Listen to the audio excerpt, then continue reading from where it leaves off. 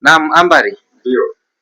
Tuliishia pale ambapo wewe sasa baada ya kuwa umeondolewa kazini bila malipo yoyote, bila kulipwa stahiki yoyote. Sawa, sasa ukaanza kuhudhuria mahakamani kwa maana ya kutoa ushahidi upande wa nani? Ushahidi kwamba mimi ndio nilitoa uniform nikawapa wao kwa ajili ya kwenda kutolea uhalifu, lakini hiyo kesi haikuwa hivyo, kwa sababu unajua tena mazingira ya namna mtu ambao anataka kujinasua sehemu ambayo ni hatari. Kwa kweli walifanya mbinu nyingi tu, labda niseme kwamba ni rushwa ambayo iliweza kutumika kwa ajili ya kuua ile kesi, na ndicho kilichokuwa kimefanyika. Kwa hiyo kesi ikayafa hivyo, basi kila mtu akawa anaendelea na maisha yake. Lakini baada ya kutoka pale kituoni, baada ya kutoka mahakamani, walichukuliwa tena na wale anti-robbery wakarudishwa mpaka Central. Na Central walikwenda kupewa warning. Cha kwanza, wasionekane kwenye mkoa wa Dar es Salaam.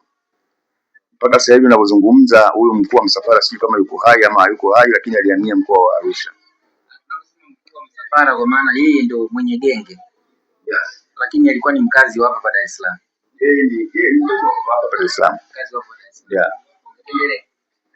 Sawa, kwa hiyo kutokana na hali kama hiyo niliweza kukutana na changamoto nyingi, ikiwa ni hiyo sababu ya mimi kufukuzwa kazi. Ilikuwa ni moja kati ya changamoto kubwa sana katika maisha yangu, lakini changamoto nyingine ambayo nilikutana nayo ni kutengwa na jamii.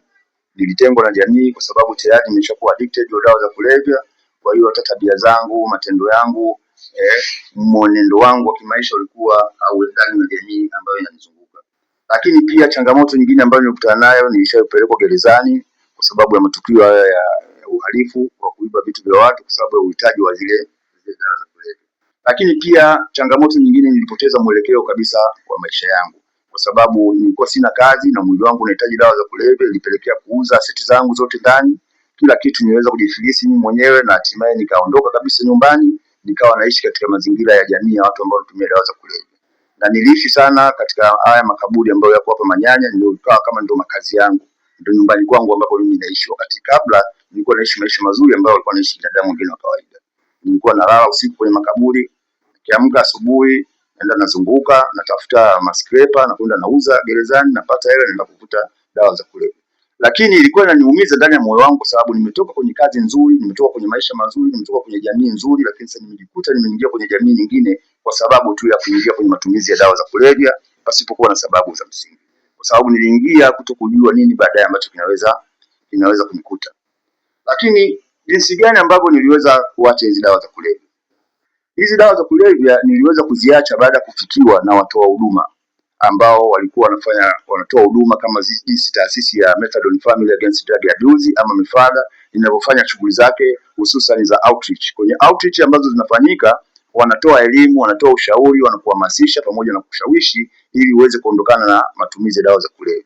Nilikaa kwa muda kidogo, nikaanza kujiuliza mimi mwenyewe kwamba ni muda gani ambao mimi nimekaa kutumia dawa za kulevya, lakini sababu gani mimi inanifanya niendelee kutumia dawa za kulevya. Lakini nikajiuliza vitu vya msingi, mpaka hatimaye siku mimi mwenyewe nilinyanyua mguu wangu asubuhi mapema, nikaenda mpaka kwenye kituo kama hichi cha Methadone Family Against Drug Abuse ambacho kilikuwa kinaitwa CHRP, Center for Human Rights Promotion. Kwa mfano kama hii taasisi yetu ya MEFADA nayo pia ilikuwa inafanya shughuli hizo.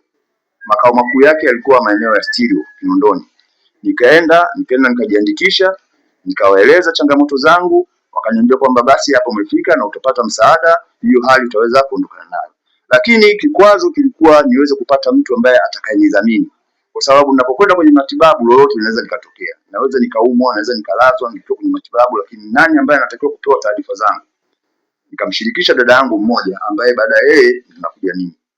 Nikamwambia dada yangu, bwana, mimi kutokana na hii hali situation ambayo nilikuwa nayo, mimi kwa visa yangu nimeamua niache, lakini kuna kituo nimekwenda, lakini wao wananiambia kwamba ili niweze kusajiliwa na kupata matibabu nalazimika niwe na mtu ambaye atakuwa anafahamika kama mdhamini wangu. Kwa kweli dada yangu wala kusita, nikaongozana siku ya pili mpaka kwenye kile kituo, wakazungumza, wakaelewana, nikaanza kuhudhuria mafunzo ya awali pale kwenye kituo kwa ajili ya kuandaliwa kwa ajili kwenda kuanza matibabu. Nikahudhuria pale takriban wiki 3 kwa ajili ya kupata mafunzo ya kujua nini ambacho nakwenda kukitumia na kitanisaidia vipi na vipi ambavyo naweza nikaishi nikiwa katika kutumia hiyo dawa. Siku ilipofika kweli nikachukuliwa nikapelekwa kwenye hospitali ya taifa Muhimbili mwaka 2011, ilikuwa mwezi wa kwanza. Nikaanza pale nikasajiliwa, nikaanza kutumia methadone, nikatumia methadone mpaka ilipofika mwaka 2013 kwenye mwezi wa 4 au mwezi wa 5, nikawa nimemaliza matibabu, nikawa nimerudi kwenye afya yangu kawaida, nikawa nimerudi kwenye mwelekeo wangu wa kawaida, na nilikuwa naanza kutengeneza maisha yangu mapya ambayo nilikuwa nimeshayaribu tangu awali kutokana na matumizi ya dawa za kulevya. Kwa hiyo nilipoandikishwa nikaanza kutumia methadone mpaka 2013 kwenye mwezi wa 3 wa 4 nikawa nimemaliza ile matibabu, kwa sababu ile matibabu ni ya muda mfupi, sio sehemu ya maisha iliyobaki ya huyu mraibu wa dawa za kulevya. Unatumia, baada ya muda fulani unamaliza, unarudi katika ujenzi wa taifa.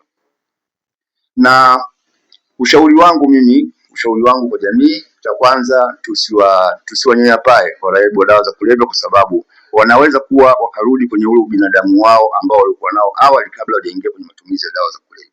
Lakini pia tusiwatenge, tuwe nao karibu, kuhakikisha kwamba tunawashauri, tunawapa elimu, ama tunawaunganisha na vituo ambavyo vinatoa msaada kwa waraibu wa dawa za kulevya ili waweze kuacha.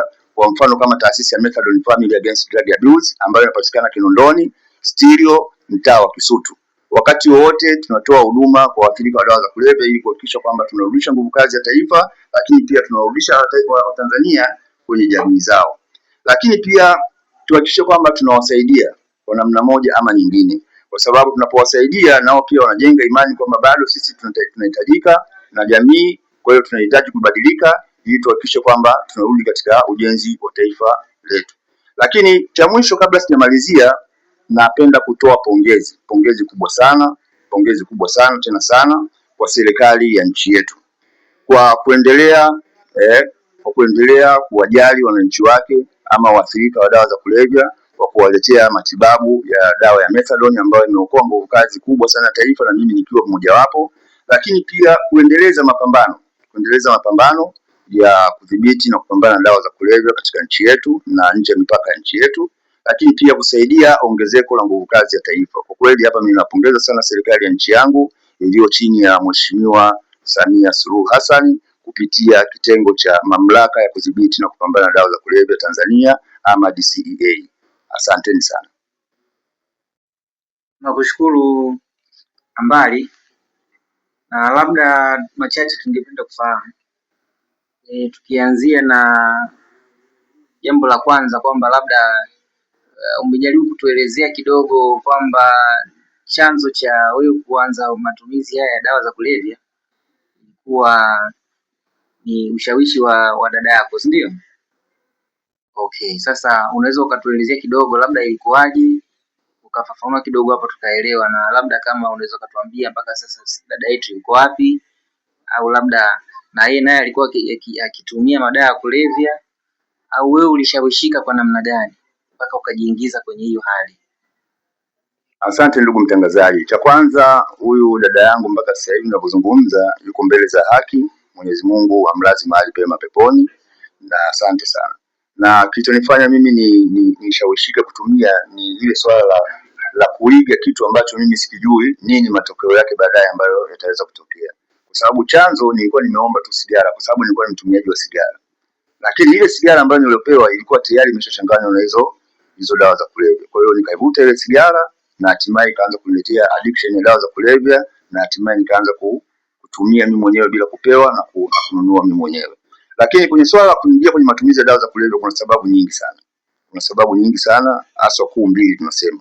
Kuna sababu ya kwanza ambayo ni ya kimatibabu, ambayo hii sababu ya kimatibabu haizuiliki. Mtu yeyote anaweza kupata maradhi ambayo yakapelekea wewe kuanza kutumia dawa za kulevya kwa ajili ya kuboresha afya yako. Lakini sababu nyingine ni zile sababu ambazo sio za kimatibabu, ambazo kwa asilimia kubwa ya vijana ndio wanaingia katika matumizi ya dawa za kulevya kwa sababu zisizokuwa za kimatibabu. Kwa mfano, kuiga kutumia dawa za kulevya. Watu wengi wameingia kwenye matumizi kwa sababu ya kutaka kuiga tu kutumia dawa za kulevya ili aone starehe yake ikoje, lakini mwisho wa siku anajikuta ameshaingia kwenye matumizi na anakutana na changamoto katika maisha yake ambazo baadaye anakuja kujijutia, na hali ya kuweza kutoka sasa ndio inakuwa ni ngumu. Lakini kuna wengine wanatamani, wanajaribu, mtu anataka kujaribu tu kutumia, ajaribu tu aone kwamba dawa ya kulevya ina ladha gani, au dawa ya kulevya ina starehe gani, au dawa ya kulevya ukivuta inakuwaje. lakini siku zote dawa za kulevya huwa hazijaribiwi. Ndugu wanajamii, dawa za kulevya huwa hazijaribiwi, na asilimia kubwa wengine wameingia kwenye matumizi kwa sababu ya kufanya biashara yenyewe ya dawa za kulevya, kwa sababu mfanya biashara za dawa za kulevya anahitaji kupata faida kubwa, hataki kupata hasara. Kwa hiyo anapofanya biashara na hatimaye akapata hasara, kwa sababu kila mfanyabiashara ana mtu wa pembeni ambaye anaitwa tester. Yeye anaweza kawa asitumie, lakini kuna mtu ambaye anaitwa tester. Tester ni yule mtu ambaye anajaribu kuangalia ukali wa dawa za kulevya ambazo bosi wake anataka kuzinunua, kwa sababu dawa za kulevya zikiwa ni kali, basi wateja watakuja wengi na utauza kwa haraka na faida utapata. Lakini ukinunua dawa za kulevya ambazo sio nzuri, ambazo hazikizi matakwa au mahitaji ya wale wateja, zile dawa itabidi upate hasara. Kwa hiyo huyu tester naye huwa wakati mwingine anakula pande zote mbili. Anakula kwa bosi wake ambaye anampeleka kununua, lakini pia anakula kwa yule bosi ambaye anataka muuzie huyu bosi wake.